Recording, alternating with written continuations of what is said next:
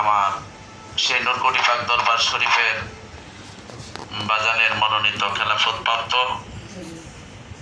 আলমগীর হোসেন জীবন ভাই, উনি অনেক মূল্যবান আলোচনা করছেন এবং আজকে যে বক্তব্য আশা লইয়া আজকের এই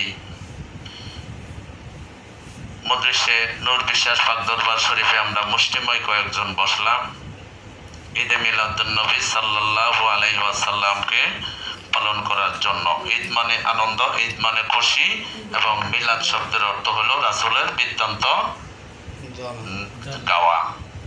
এবং অনেকেই ওয়াজ করতেছে, অনেকেই শান গাইতেছে, অনেকেই গজল গাইতেছে, এবং এই জায়গায় বলছে যে জায়গায় আল্লাহ রাসূলের সম্মান গাওয়া হয় ওই জায়গায় জিকিরও হয়।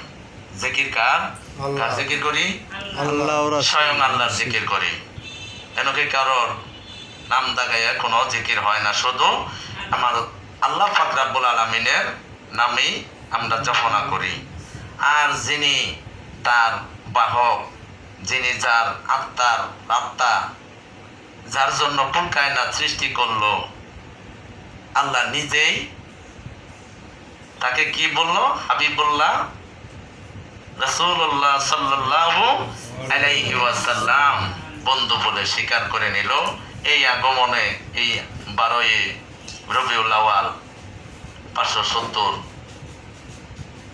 সালে আমার দয়ার নবী ধরাধামে আগমন করলেন। সেই দয়াময় নবীজির প্রতি আমরা এক কদম মিলাদ দুজের প্রতি আমাদের কোনো কৃপণতা আছে?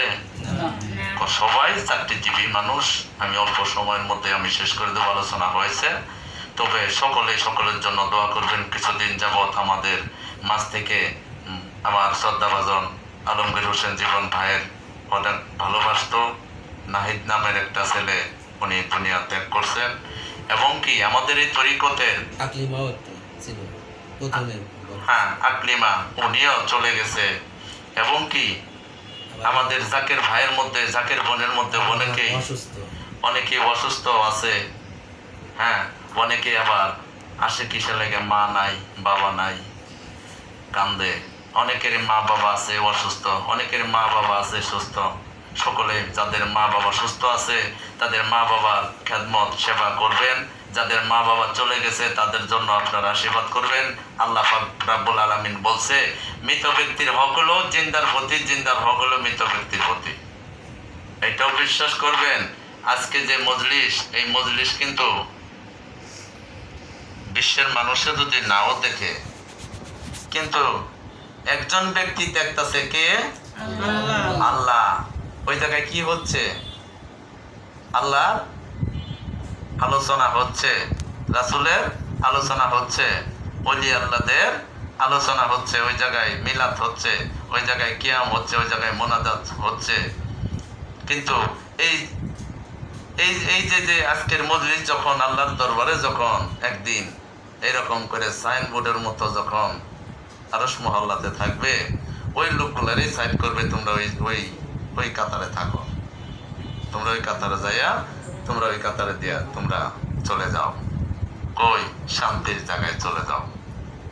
অন্য লোকের আফসোস করে আমরা কিভাবে চার দোকানে কাটাইছি, অন্যান্য জায়গায় কাটাইছি, আজকে তার কোন জায়গায় কাটাইছে? এই যে মিলাদুন্নবী, দয়াল নবীর প্রতি ভালোবাসা টানে মহব্বতে পাগল ভরা হইয়া মিলাদুন্নবী শরীক হয়েছে।